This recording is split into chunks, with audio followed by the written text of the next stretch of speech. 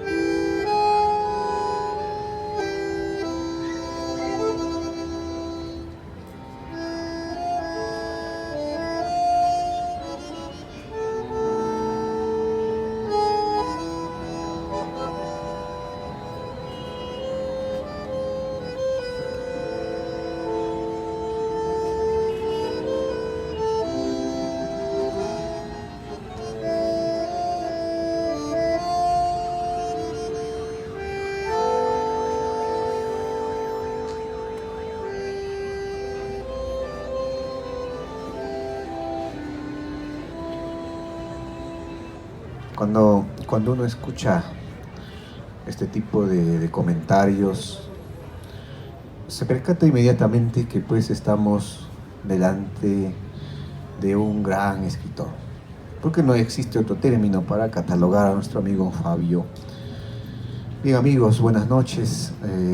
Les habla Hugo Velasco, que en esta segunda oportunidad de estar aquí en esta mesa de honor, me complazco, me felicito a mí mismo por estar junto a Fabio Wasserman, porque desde hoy día él se ha convertido en uno de mis escritores favoritos. Este libro que vamos a comentar y que, bueno, ya largamente ha sido analizado, ¿no? Para mí resulta bastante especial por un aspecto siguiente. Cuando yo era pequeño, recuerdo una vez que mi hermano mayor, ya más o menos a eso de las 6 de la tarde, me dijo: ven, vamos a buscar a papá. Y agarró su bicicleta. Éramos niños entonces, yo tendría unos 8 años, 7 años. Y nos montamos en la bicicleta los dos y nos fuimos a toda velocidad al río Mantaro, a la orilla del río Mantaro, de noche, ya oscureciendo, ¿no? Imagínense el río a esa hora, el chirrido de los insectos, es todo un escenario pero espléndido y a la vez nostálgico y triste para mí, ¿no? Porque con qué esperanzas buscábamos a mi padre en la orilla del río, ¿por qué? Entonces cuando leí yo esto, este pasaje tan hermoso, sumamente poético, en el primer cuento que abre este libro, El lado solitario del río, me recuerdo de esa escena. Porque el personaje en esta historia hace lo mismo. Se va de casa y busca a su padre en el lado solitario del río. De ahí viene el título de este conjunto de relatos. Son 9 relatos, bastante curiosos, diría yo. Me gusta, cuando leo literatura, me gusta que cada vez encontrar algo original, fuera de lo común, algo que me golpee, algo que me atrape desde la primera página y que no me suelte. Y entonces, si lo consigo, ese libro viene a formar parte privilegiada de mi biblioteca, donde yo lo guardo con mucho aprecio. Fabio, estos cuentos son distintos. Ustedes, yo recomiendo tremendamente la lectura de este libro. ¿Por qué? Porque aquí, como ya se ha dicho hace un momento, van a encontrar otro tipo de historias. Los relatos, bueno, al menos a los que estamos acostumbrados, donde hay mucha acción, hay suspenso y todo esto, aquí no tienen cabida. Estos cuentos son bastante ensimismados, Los personajes son muy curiosos porque pareciera que ni siquiera se mueven, están tan mirando hacia sí mismos en todo momento, y el drama surge casi en la entera estática. Es cierto, en el primer cuento el personaje tiene que recoger las cenizas de su padre, y alrededor de este hecho aparentemente tan sencillo es que se desarrolla todo un mundo psicológico, emocional, ¿no? Existencial, si se quiere, que va a encontrar su resonancia en los demás cuentos también, porque aquí hay 9 cuentos, repito. Y como buen lector, pues, bueno, yo tengo la costumbre de siempre estar garabateando cosas que se me vienen a la mente cuando voy avanzando en la lectura, porque, bueno, creo que un lector entusiasmado también hace eso, ¿no? Marca, subraya, escribe, anota, en fin, para no olvidarse.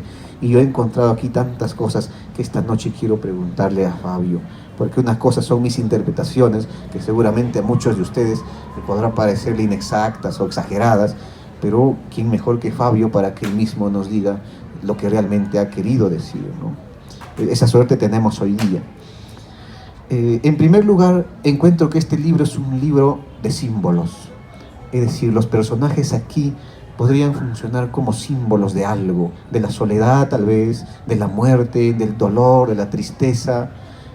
Vamos a encontrar eso, son tan profundos, ¿no? Repito, hay aquí una fuerte carga psicológica, ¿no? Existencialista sobre todo, que me ha hecho recordar a un autor, pero solamente así de pasadita, no enteramente, al noruego Kjell Askelsen, ¿no?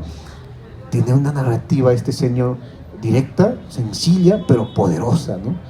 Claro que él tiene otras vertientes y otros temas un poco más de otros tonos, ¿no?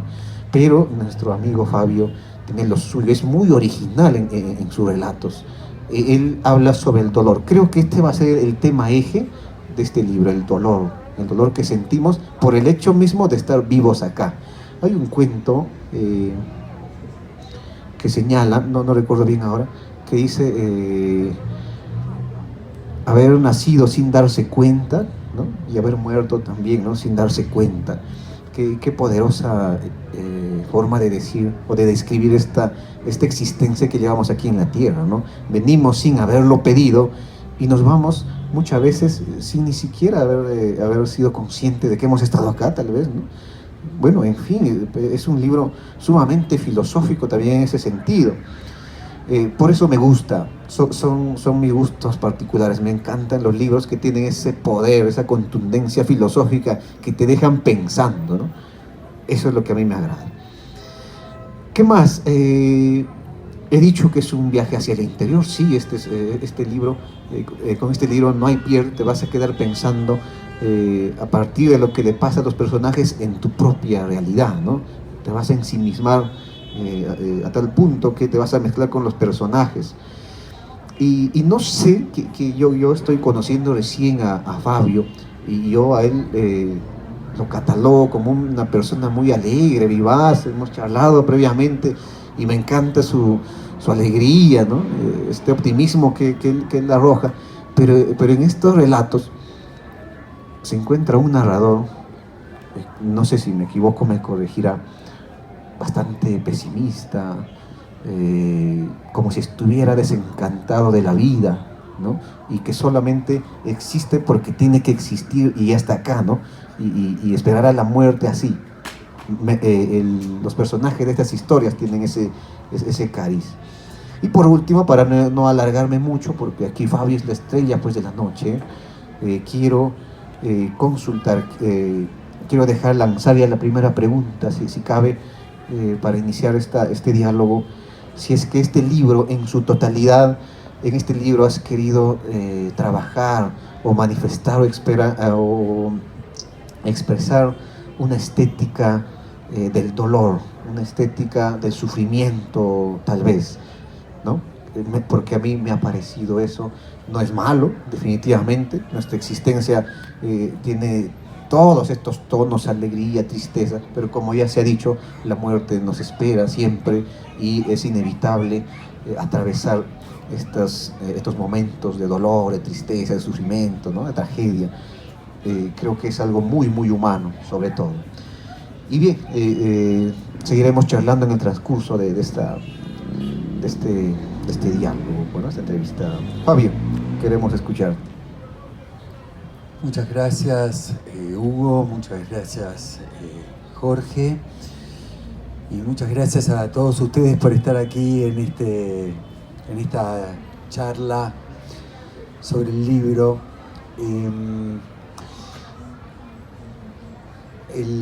A lo que te referías, a ese aspecto, a esa frase de nacer sin darse cuenta y morir sin darse cuenta, corresponde a un cuento que habla de una mujer en una situación de violencia con su pareja, que nace su hijo muerto, y no tiene nombre el hijo. Y ahí aparece esa frase de nacer sin darse cuenta y morir sin darse cuenta en aquella situación, pero yo creo que es algo inherente a la vida, inherente a esto que nos pasa a todos. En cuanto a tu pregunta, si he tenido el criterio de escribir sobre el dolor, no. Los 9 cuentos son cuentos que los personajes tienen algo en común en todos los cuentos, que es que transitan sí el dolor, sí el desamor, sí el desencuentro, y que me parece que ese es un estado que tenemos todos, que por lo menos lo tengo yo y lo tienen mis personajes. Que luego sí tengo momentos de felicidad y momentos de alegría, pero mis personajes y yo estamos puestos a vivir. Y estar puestos a vivir no es, por lo menos para mí, algo grato, y para mis personajes tampoco. Ellos en los cuentos van pasando situaciones muy, muy difíciles. En los cuentos que ustedes, en el primer cuento que ustedes nombraban, que es el que da título al libro, El lado solitario del río, es el lugar donde llega ese hijo que recibe la carta del cementerio, que recibe la carta para ir a buscar las cenizas de su padre, y él va al lado solitario del río. Y ese hijo que va a buscar los restos de su padre muerto, de un padre a quien casi no conoció, hacerse cargo de los restos materiales, de los restos reales, de eso que nunca se hizo cargo de uno, para mí es la forma más dolorosa de orfandad que puedo imaginar. Y eso le ocurre a ese personaje, pero creo que al resto de los personajes que están en los otros relatos, le van sucediendo situaciones que en algunos casos tienen que ver con el amor, que tienen que ver con el abandono. Y esto es lo que nosotros, o por lo menos yo, cuando escribo, trato de sacarme de la cabeza. No es que mi vida transcurra así como escritor o como persona, sino que cuando escribo, mi posición de escritor, cuando el acto mío de escribir es un acto de quitarme los infiernos de mi cabeza, aquello que me atormenta, y de lo que normalmente yo sospecho que nos sucede a todos, y que encontramos momentos de esparcimiento, de distracción, como en el video que pasamos antes, con el bandoneón, o en una charla, pero que si no intentamos hacer más llevadera la vida y que por lo menos para los personajes y para mí no lo es. Leí los cuentos de Fabio Wasserman y quedé fascinado. En realidad me gustaron muchísimo por la nostalgia que transmiten. Son historias sencillas en apariencia, pero si uno lee entre líneas hay una profundidad enorme, ¿no? Porque habla de cosas cotidianas que nos pasan a todos, pero son cuentos muy íntimos, muy entrañables, ¿no? Que nos interpelan y nos hacen preguntas, que son las preguntas que todos tenemos acerca de la vida, el sentido de la vida, ¿no? Entonces, cuando uno lee los cuentos, se respira mucha nostalgia, mucha tristeza, ¿verdad?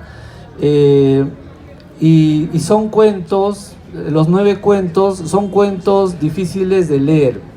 ¿Por qué lo digo? No porque estén mal escritos o tengan estructuras muy complejas, sino que me parece a propósito, adrede, el autor deja a la imaginación del lector lo que está ocurriendo o lo que va a ocurrir. Es decir, que son historias con finales abiertos, pero que no está detallado o definido lo que está contando, sino más bien está insinuado, está como para que nosotros como lectores lo interpretemos, ¿no? Y se presta a su vez a varias interpretaciones, porque la lectura que yo le doy seguramente va a ser distinta a la que le da Hugo o a la que le da cualquiera de sus lectores. No sé si me dejo entender, me refiero a eso, ¿no? Entonces, son 9, es un libro de relatos, es decir, son cuentos, son 9 cuentos, y desde el título de los cuentos se nota un lenguaje bastante poético, ¿no? Y eso me ha llamado mucho la atención. Es como si estuviéramos leyendo prosa poética, ¿verdad? O sea, poesía en prosa, ¿no? Es bellísimo lo que escribe. Miren o escuchen los títulos de los cuentos, ¿no? El primero es Una carta inesperada, luego tiene El cielo que aún no llega, Las noches, La reina y la mujer vestida de miedo, El pez y la arena, Los restos del amor sagrado, Milenarios como lagartijas y El hombre seguro. Y lo más poético creo que es el título del libro, ¿no? Del conjunto de cuentos que se llama El lado solitario del río.